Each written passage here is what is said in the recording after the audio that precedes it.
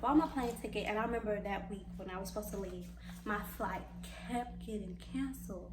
And I'm like, what is going on? Like, this is horrible. And literally, the day after my last day on my unit, my contract got canceled. So here I am without a job. Like, what am I going to do?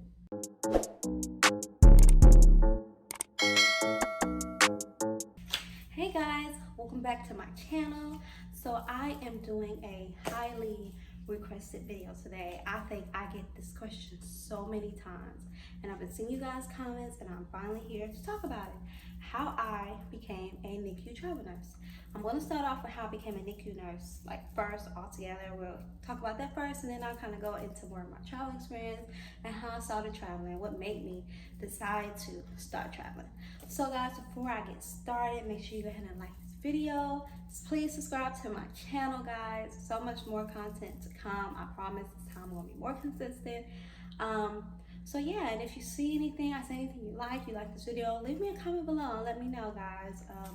I definitely reply. You guys can follow me on Instagram. I answer people's questions on there as well. So let's go ahead and get started. All right, guys, so I got my little handy notebook, took some notes so I can make sure I hit everything. So starting off, how I became a NICU nurse. So let's start with nursing school.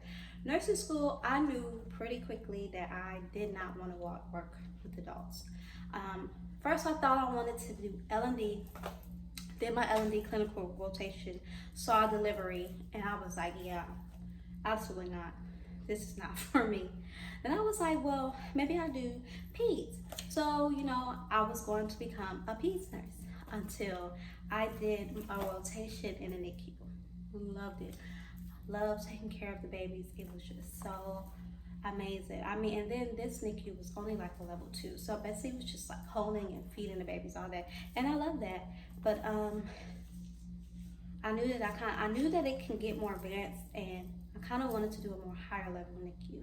So fast forward my senior semester, my last semester of nursing school, when it was time to do preceptorship. Well, before then, I submitted an application to the NICU at my local hospital, like, let's say first semester, that last semester started in August. I probably applied in September because, they say, go ahead and you can start applying for nursing jobs before you graduate nursing school.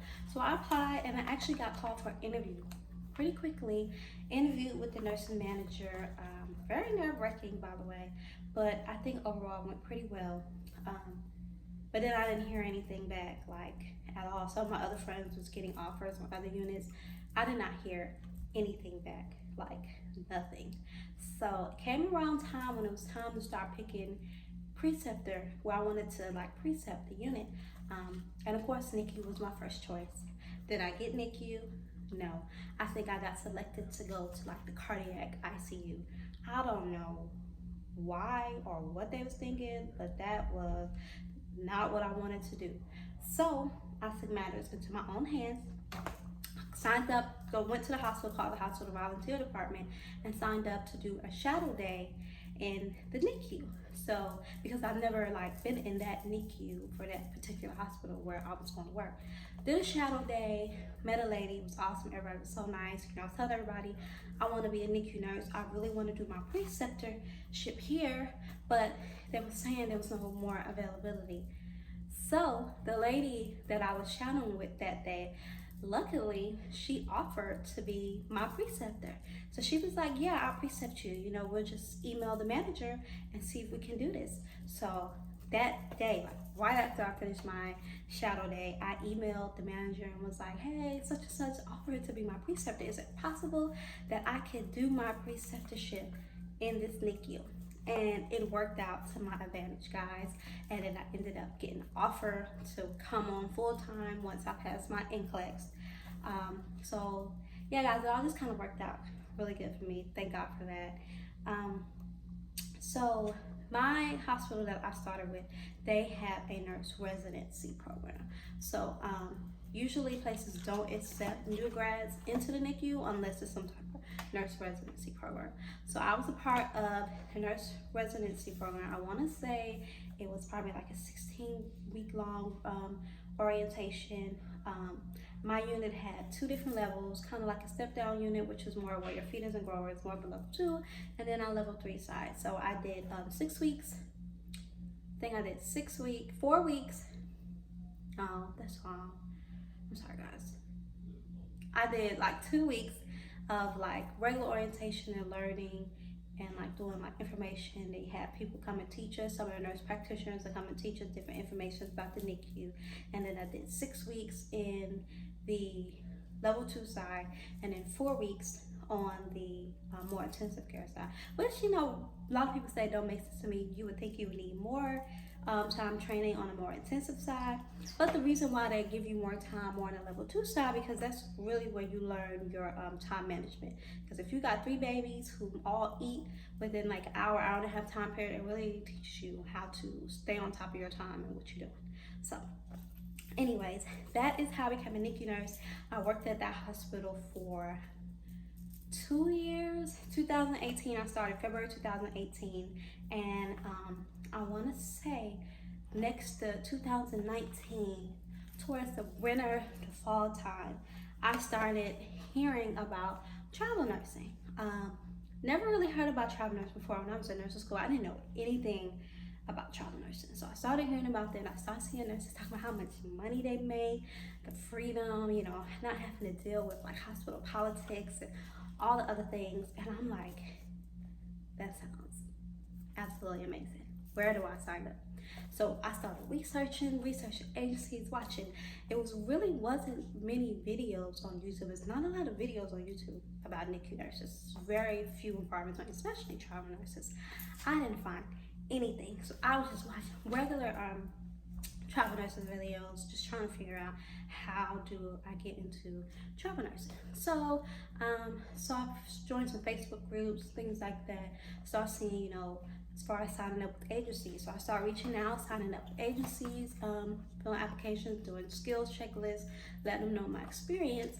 And it took forever for me to finally get an offer to become a travel nurse and like get a travel contract. And I was so discouraged, because I'm like, why is this so hard? Like, I see so many, all these other travelers, but they would say, you know, NICU there's a lot of NICU travelers, but not as many NICU jobs. So I did not get an offer for a travel contract until like March of 2020. February, right before March of 2020, I got my first offer in Houston, Texas. So excited, so ready. I had bought my plane ticket. Literally, this was right before, excuse me guys, the pandemic really kicked off. So I bought my plane ticket, and I remember that week when I was supposed to leave, my flight kept getting canceled. And I'm like, what is going on? Like, this is horrible. And literally, the day after my last day on my unit, my contract got canceled. So here I am without a job. Like, what am I going to do? Ended up being able to email my manager, and they let me stay. Worked out good. Did I want to stay? No, I was very sick of working on that unit. But that is a story for another time. Got that contract canceled. Applied for another one. Got another offer for another contract the next week. This one was in like Kansas City or something like that. Long story short, that one ended up getting canceled too, because this was like right in the midst of the pandemic, like right when it hit off, when everybody was in panic and frenzy.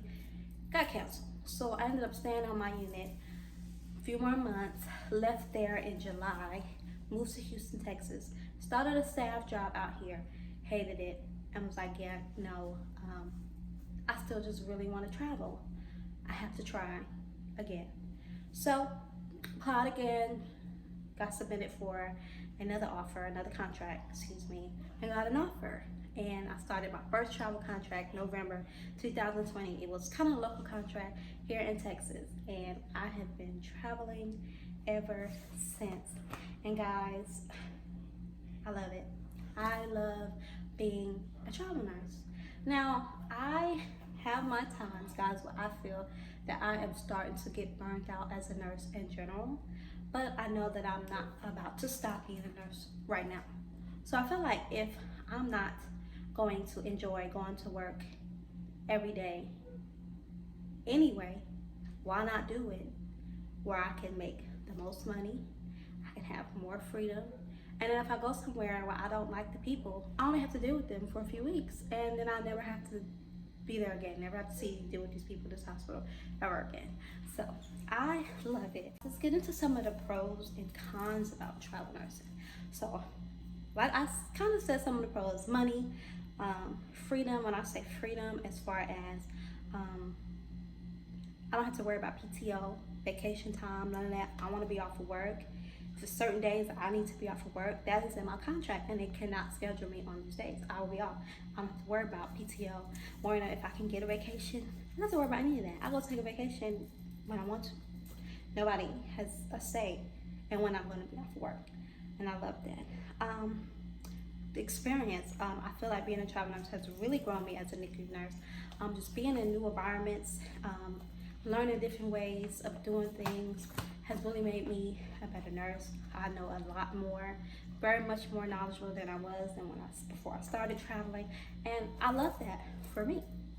And then just seeing new cities, meeting new people. I went to California at the beginning of this year, and that was an awesome experience. I've never been to California before, so just being out there, living that California life was absolutely amazing. Cons of travel nursing, I'd say, is having to move so often.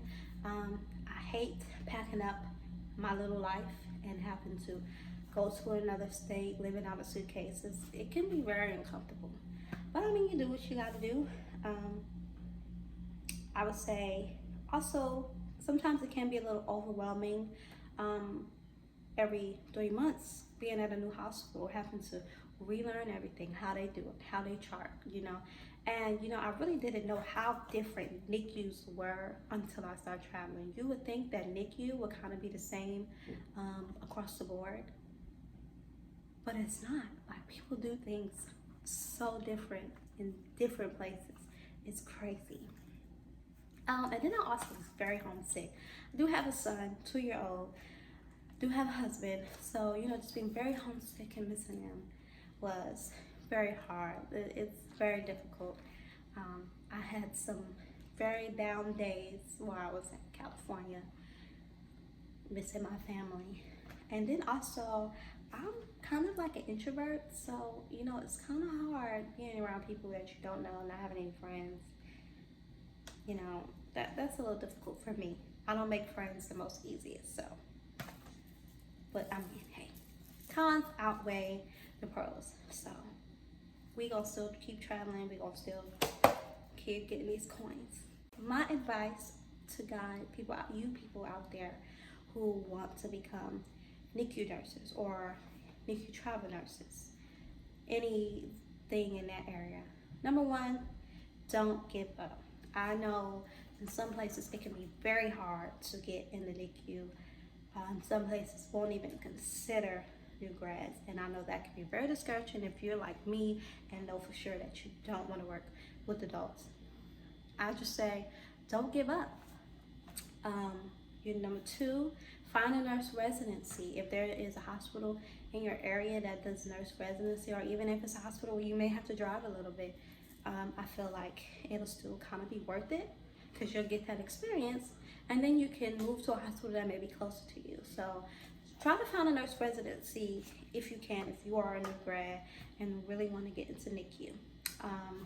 Number three, I would say shadow, like I did. Try to get familiar with the leadership on that unit.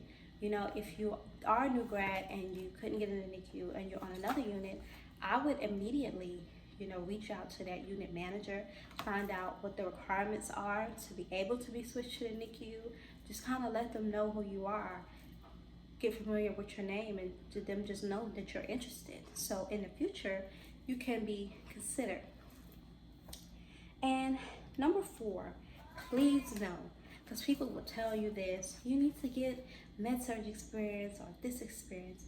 No amount of experience in any other department will prepare you for the NICU. Nowhere. It is a different world. So you could have been an ICU nurse 50 years. You come to the NICU, you're not going to know anything because none of that matters. Vital signs are different. Lab results are different. Everything is different. So don't let nobody tell you that you need to get experience somewhere else before you specialize. Because no, being a med-surg nurse is not going to help you be a better NICU nurse at all. So guys, that is all that I have. Try not to make this video too long. Hope you guys enjoyed it. Hope that I said something valuable for you guys. Guys, please leave me a thumbs up. Leave me a comment, guys. If you have more questions for me, my Instagram will be linked below in the description box. Hit me up on Instagram, send me a message. I will respond, I promise. I will see you guys in my next video. Bye.